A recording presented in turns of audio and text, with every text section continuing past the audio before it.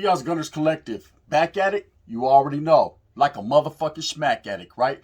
And as you can tell by today's thumbnail, yes indeedy, I'm going to write graffiti all over the bus. And get down with it. Get up on it. Get down on it. I don't know, we can get up or we can get down on it. And in that fashion, a Menudo style in direct fashion, we're talking about one Mr. J Diggs and one JT, the bigger figure, dwelling in the lab 24/7, right? It's a controversy. It's something big that has come up. I usually don't trip on Bay Area politics. That's their thing, man. They're doing it. We got the boss of the Bay and the mouth of the Bay, man. They're going at it.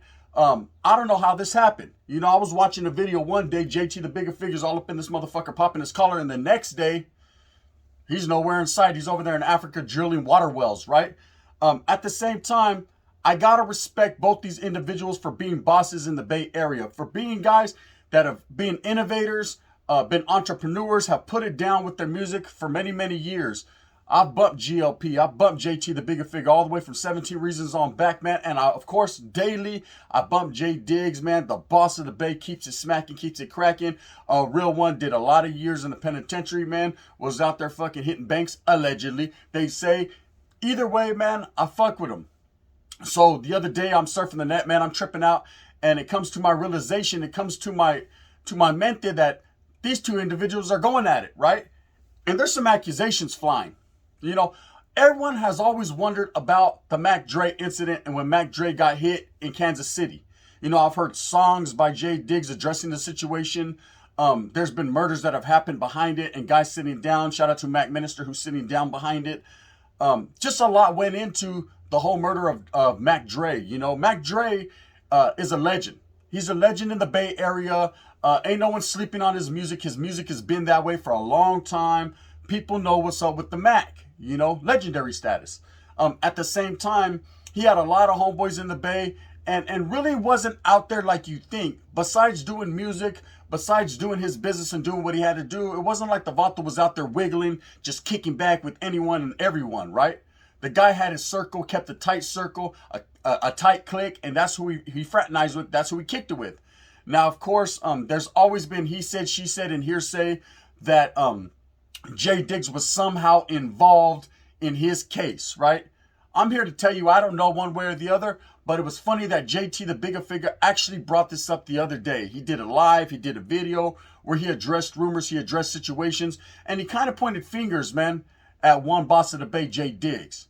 Okay, now sitting back and reflecting and just giving my perspective and my take on it, man, because everybody has their opinion. I'm saying, what the fuck is going on here, right? How all of a sudden is JT, the bigger figure, going to implicate Kilo Kirk and J Diggs in this, in basically this murder plot? He's saying, oh, it wasn't like they actually did it, but they knew about it, or they did this and they did that. Quietly as it's kept, these are words that shouldn't be spoken. Whether you know who did what or you know who didn't do what, it's not something you bring to the airwaves and you put on YouTube. But of course, this guy's feeling some type of way, and he decided that if for no other reason, he should address YouTube with it and put it out there, man. And it's taking fire and it's taking notice. A lot of people that know these individuals or listen to their music or respect their get down are chiming in, man, and everyone got their opinion. So I said, bang, bang, the gun's going to give his in a Menudo style in a direct fashion, right? It just got to be like that. So let's take it back, man. In Kansas City, Mac Dre was performing. You know, these are the facts. Mac Dre was performing. Of course, after one of these performances, he decided to leave and head to another performance where he was shot. You know, he was shot and killed while driving in a van with several other individuals. Now, of course, did it look like a planned hit? It didn't look like spur of the moment. You know, of course, I wasn't there, so I can't tell you, man, if something spontaneous happened. Maybe the Vato was popping at some chicks, man. A guy felt some type of way, went and got one of them 4 or 5 things and came back and let the Mac have it, right? We will never know because we weren't in that van on that particular night and we weren't on that highway or that road. Okay, so it's always going to be a mystery. It's always going to be a murder mystery, and there's always plots behind everything. You know, whether this was a planned, assigned hit to get rid of Mac Dre because he was doing way too much in the Bay Area, or it was just spontaneous. It's always planned. Someone had to say, you know what, I plan to go over there and get him. You know, that's just a fact. But JT all of a sudden has decided years later to address it. You know, to address it. Now, only one or two things could be. He's not really feeling Jay Diggs. Jay Diggs done let him have it, man, with the verbalization, and he can't compete with that. So if for anything, he's gonna start implicating him and things that he shouldn't. Okay, but who am I to choose one side over the other? That's not my stilo. That's not my get down. I speak facts, man, to the best of my knowledge. So when this guy came out the other day talking about, oh, he was involved in an intricate plot to get rid of the Mac, because they wanted the Mac's money. They wanted the Mac's money. He's saying Mac Dre was, and at that time, anyone that knows 2006, 2007 era, Mac had the Bay on lock. The Thiz Nation was going. Man, we had the Hyphy era was cracking. Everybody was popping Thiz and going stupid and going dumb in the clubs. I was out there wiggling in the Bay for a while during that time, and I could tell you the Hyphy situation, the Hyphy era was real. In fact, it wasn't nothing fake about it. Motherfuckers was out there gigging on the streets. They were shaking them dreads. There was gold teeth and diamonds flying everywhere. They had their own stilo in the Bay. They continue to always have their stilo. They're innovators. The Bay Area is always ahead of the game. Just like LA, Bay Area is up to par with their game, man. They introduce new style. Okay? And Mac Dre getting out of prison was one of the innovators of that. Of course, Mac Dre got out of prison. He sat down for a while. He did some prison time, and I'm sure sitting there, he couldn't wait. He was like a caged lion ready to roar. Rawr, lions and tigers and bears. Oh my, right? Follow the yellow brick road. So he followed the yellow brick road back to Vallejo, the Crest side, and got in the studio, dwelled in the lab 24/7, and made it happen, and basically opened up a whole new era. Okay, the Hyphy era. And people were really feeling it. All the way from the Valley on back to the Bay, from LA on up, motherfuckers was involved. They were into it. This guy brought a new sound, a new flavor, a new taste, so to say. It wasn't just your basic gangster rap. It wasn't just your basic hip hop. It was a cold twist on everything. He had his own stilo. He had his own genre. He opened his own doors. Now, of course, he kept his day oneers around him. Day oneers meaning guys from his hood, from the Crest side of Vallejo, a very notorious known hood in the city of Vallejo. They don't fuck around out there off Sonoma. They don't fuck around out there on the Crest, right? On Simonton. This is just how it is. I wiggle to Vallejo from time to time, and I can tell you, man, shout out to that motherfucking taco truck on Sonoma. It goes down right there. Tacos de lengua, bang, bang. And in that fashion, right there on the corner at the Valero or whatever, I'll be knowing. But at the same time, I will tell you, man, wiggling out there in the country club Crest is no joke. You know what I mean? Motherfuckers might not be up this early in the morning, but anything past 12, you can get it. It's Wild Wild West status. So these guys, this old clique, man, of young homeboys that got together at a young age and started to make music, started to make rap music, started from Young Black Brother Records and romped out entertainment, romped out music, and formulated plots and plans. And a lot of them were very talented and continue to be talented to this very day. The Mac was the one. Okay, the Mac was the cream of the crop. He was the one that stood out above the rest. I'm not saying he's any better as a man than anyone else or was. I'm just saying, man, everybody identified with his music, his lyrics, the way he spit it, his directives, his direction. He was the one, okay? And he gained a lot of traction in the Bay Area. So at that time, of course, with fame, heavy is the head that wears the crown. Oh, believe me, I know. You get a lot of hate. You might have your same homeboys that are smiling in your face every day, showing you support, but behind the scenes, they ain't really feeling you, right? They ain't really feeling you because they feel like you're impeding their progress to progress. It be like that sometimes, man. Even though at the end of the day, man, you got a good, loving heart and you're all good, man. And maybe the Mac was all good for his people. He was just striving to get somewhere. Where I go, I take you with me. Where you go, I follow. If you lead by example. And that's how he felt. I'm sure he did. His day oneers were his day oneers. Whether he was riding in a Ranger or a Hummer, man, he was going to roll with him. Of course, you had vatos like Kilo Kirk that had just got out of the penitentiary. You had Miami Mose who was doing his thing. You had Doobie the Sugar Wolf man who had just got out. He was doing his thing. And of course, Jay Diggs, And I'm not going to sit here and say that they were hating on him. There was some underlying hate. I'm just saying, man, that when you get out and your boy's blowing up, man, either two things happen. Either you roll with them till the motherfucking wheels fall off, tape on the Daytons when they do and keep it pushing, or you decide that if for no other reason, man, you want that sack, you want that bag, saca la bolsita this way, and you're going to do anything necessary to make sure that he doesn't have it and you have it. Not everybody is in it for the money. Some people are in it for the fame. They want to be celebrities. They want to be the one. They can't be the two. They need to be that one. Hey, you, get off my mountain. They want to be the one on top of that mountain. But just like I said, heavy is the head that wears the crown. Okay? Because you get to that point in life and then you realize, fuck, Holmes, it ain't all fucking, I can't even see down there. The clouds are blocking everything. Do you see what I'm saying? Bang, bang. But anyway, so JT, the bigger figure, addresses the situation, or not even addresses, just comes out the blue and says that one Jay Diggs and Kilo Kirk were involved in this.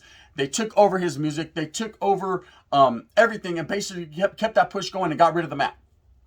Now, he didn't necessarily say that they hands-on were involved in the murder with the Mac, but that they were knowing. That they were knowing exactly who did it. That Fat Tone, you know, out there in Kansas City, who was a well-known figure in Kansas City, a real one, who got implicated in this murder plot, and was, of course, killed, you know, throughout this whole murder investigation. People felt some type of way from the Bay, went over there and allegedly took care of business, right? It was just a sticky game. And it's something Hollywood, and it's something that probably happened. You know, you never know. Like I said, man, JT, the bigger figure, has been known to run his mouth a lot. He's been known to put and address rumors and put out there what he feels he wants to put out there. He's a man not of a little bit of words, but a man of a lot, right? But all of a sudden, 20 years later, motherfucker want to speak on it, you know? Where was your antennas, Holmes, 15 years ago when the shit was going down? Why didn't you have something to say then? You know, it's just a question I ask. I merely ask, who am I? You know, but a voice in the wind. Bang, bang, right? But anyway, so I'm watching fucking YouTube, I think it was yesterday, day before, and Jay Diggs addresses him. Now, Jay Diggs being the man that he is, man, I've always had love for Jamal's music. I've always had love for Mr. Diggs, man. Soul of the gangster, right? I'm feeling him, right? I bump him every single day of my life.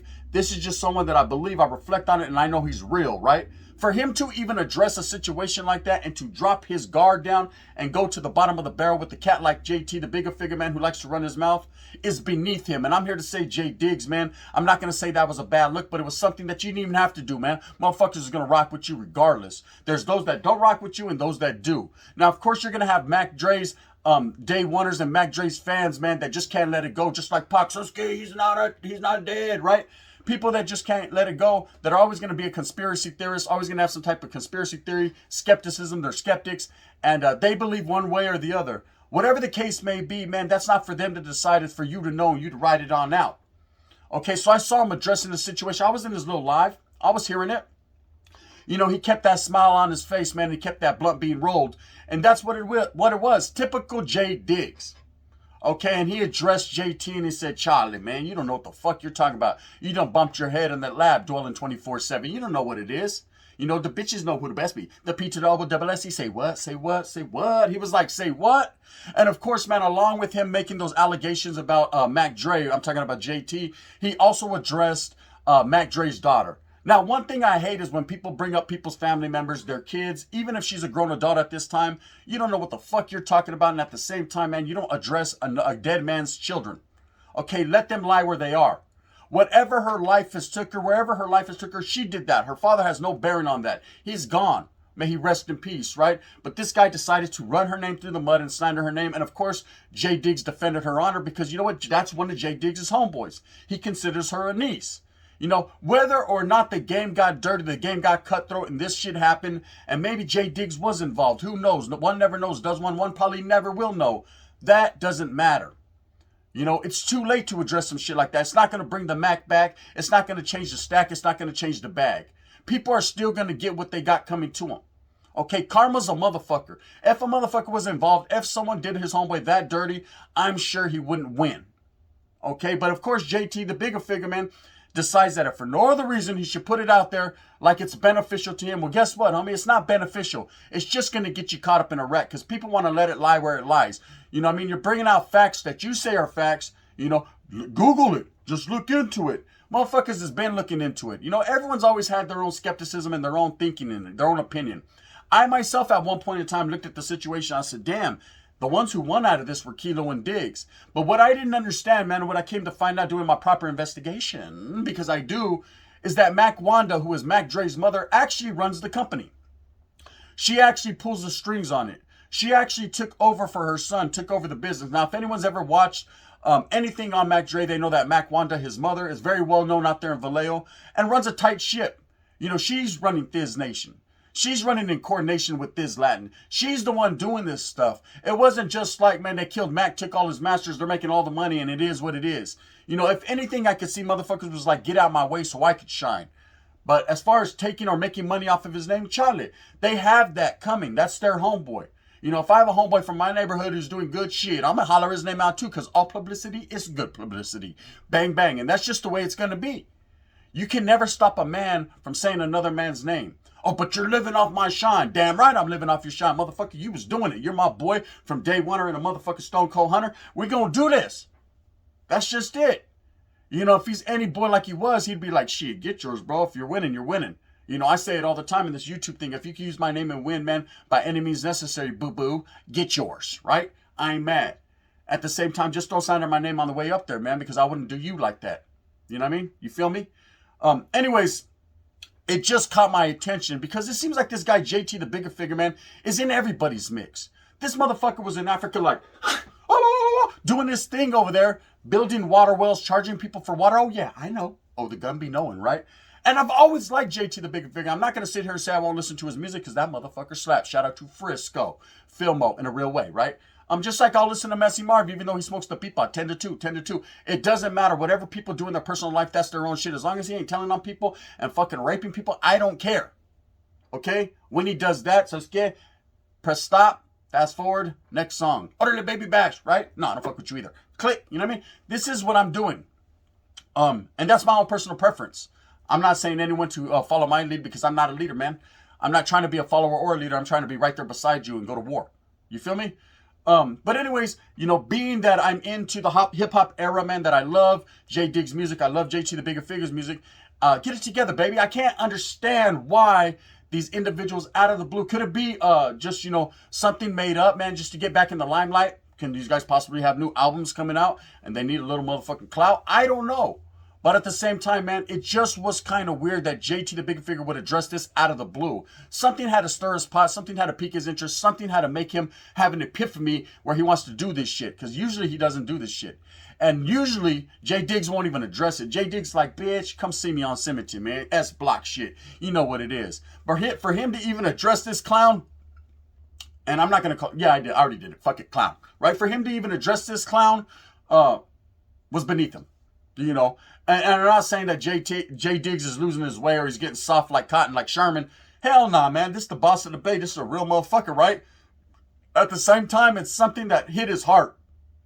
And I believe it hit his heart because the Mac was his homeboy. Like he said in his live, man, him and the Mac were living together in the New Haven apartments out there, man. They called it Rappers Island out there in Sacramento, man. They were really doing it. No one doesn't understand or know, you know, anybody's friendships and what's going on behind the scenes because everything is not put out there for everyone to see. It's their business. I've had homeboys, man, when we're out there, we don't even talk on the streets, but behind the scenes, we're counting the dough. We got to do our thing. And in that fashion, right? That's just the way it is, man. Not everything is for everybody's eyes. There's a lot going on. Pay no attention to the man behind. You know, the Wizard of Oz be getting his thing on. You don't know what him and Dorothy are doing behind that motherfucking curtain, Sasuke, and it's none of your business. You know what I mean? Cowardly lion, step up. But I'm a coward. Well, that's too much. You know what I mean? Back to play. Anyways, he called JT the Bigger Figure called J Diggs a bodyguard, saying that you wasn't really the Max homeboy, you was just a bodyguard. J Diggs ran with the throw a twist, talking about that's gonna be his next album. Yes, I could be the bodyguard. You know what I mean? Something like Whitney Houston and Kevin Costner. We don't know. At the end of the day, we'll never know exactly what went down that fateful night. Everybody would like to. It's a murder mystery. There's never been anyone apprehended in the case. There's been people deceased behind that case. You know, he says, well, guess what, J Diggs? Oh, you couldn't go to the Kansas City shit because you was on parole, man. Your probation or parole officer wouldn't let you. But sure enough, the next day you flew out there ready to wiggle. Well, shit happens, man. You know, when you're trying to do good, when you're in the rap game, man, you're not trying to get locked back up. If my parole officer says, hey, Charlie, you can't go, then motherfucker, I can't go. The homies are going to have to understand I'll catch you on the rebound when you're over here in Vallejo. We will wiggle, right? But when my boy gets down and something happens to him, fuck that parole officer, fuck that probation. Let's roll, homie. Grab the Mac 10, grab the clip in. We got about to slip in and handle it. Just like in the words of Mac Dre, hats are getting flattened. You know, so I understand the situation. I just thought I'd bring it to the attention of the gente, man. It's kind of crazy what's going on here. I'm going to look more into it because I've always had my doubts with these stories. I've always believed that Mac Dre was hit for a higher purpose. I don't believe that this was just coincidence that he got hit, that he made someone mad. This is my own opinion, my perspective. Am I going to go pointing fingers and blaming and dry snitch on anyone? Charlie, that's not my way. And even if I knew exactly indubitably who did it, ¿sabes qué? I would address him personally. You know what I mean? Who am I to address him anyways? But I'd be like, I know what you know, right? Just to let him know and do it pushing, because I don't want that fuck anyways. That's not none of my business. I just know that it's Bay Area business, man. It's something that's happening. It's big right now. So I'm going to address it, man. Do I think JT the bigger figure's in the right? Charlie, man. I think he's in the wrong for addressing it the way he did, period. Whether he's right or wrong, I'm not going to say no or yes. I'm just saying you don't fucking put it in the airwaves. Do I think fucking Jay Diggs is wrong for defending himself? Jay Diggs is an OG, a big boss in the Bay, man. He don't need to address himself to a cat that's running his frivolous mouth, man. He could just run up on him and make him shut up. That's how he says he does it, right? So let's do it like that. Anyways, with that being said, man, I know a lot of my day one subscribers are like, what the fuck is this? I don't care about who is Jay Diggs, who is JT the bigger figure. It's Bay Area business homes. I just thought I'd put it out there. Anyways, I hope that you guys move fast with a purpose. I hope that at the end of the day, you get everything that you want coming to you. Remember, man, it's all about progressing out there for your family. If you know of your homeboys that done any dirt, man, keep your motherfucking mouth shut, man. That's what we do around here. It makes no sense in getting involved in something that don't involve you. Mind your own, or your own will remind you.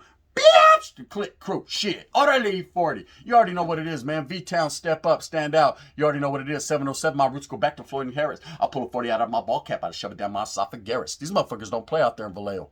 Bang, bang. Shout out to Jay Diggs.